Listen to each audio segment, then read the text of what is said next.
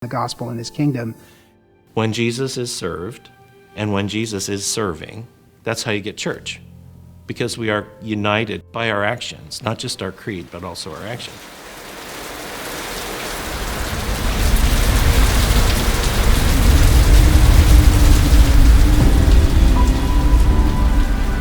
Around 52 inches of rain would be dumped on our city. The roads around it were all flooded. I mean, there was no access to any grocery stores or anything. I mean, you just weren't getting out. Activating the Houston area emergency alert system. After Hurricane Harvey had hit, I wanted to see what the damage was to this house. And then I walked through people's yards to get here, and it was a ghost town. No longer was it, are you Baptist, are you Lutheran, are you Methodist, are you Muslim, are you Buddhist? But it's, did you flood, did you not flood? It didn't matter what church you went to.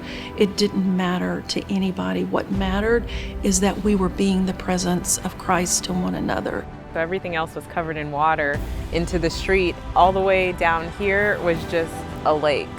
The water had subsided in the house.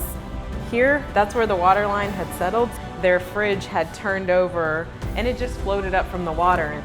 There were a lot of ecumenical efforts going on during that time just to make sure that things could get back to a sense of normalcy as quickly as possible. They filled up their entire gym full of, whether it was clothes or just cleaning supplies, food supplies, everything. We're distributing and taking in as much as we could up to that capacity. Father Sean texted me saying, Christ the Redeemer is going to do some relief efforts. Can you be here? We need to send out work teams. We're going to help people in the most practical way. We put together sign-up lists online to where people could fill out the form, tell us what their needs are, where they're at, and then we would send a work team out to help them.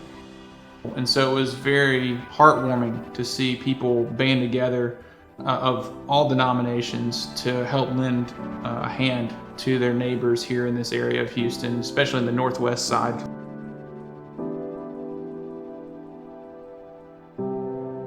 I was born in a period that we Catholics call pre-Vatican II, where we had lived in a hardened silo, still opposing the Reformation.